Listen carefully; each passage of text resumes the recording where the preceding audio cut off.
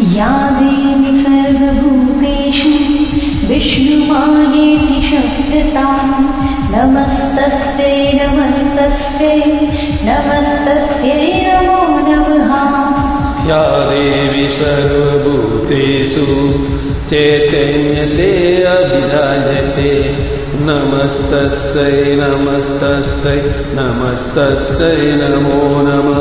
या देवी सर्वभूतेषु बुद्धिरूपेण संस्थिता नमस्तस्यै नमस्तस्यै नमस्तस्यै नमो नमः।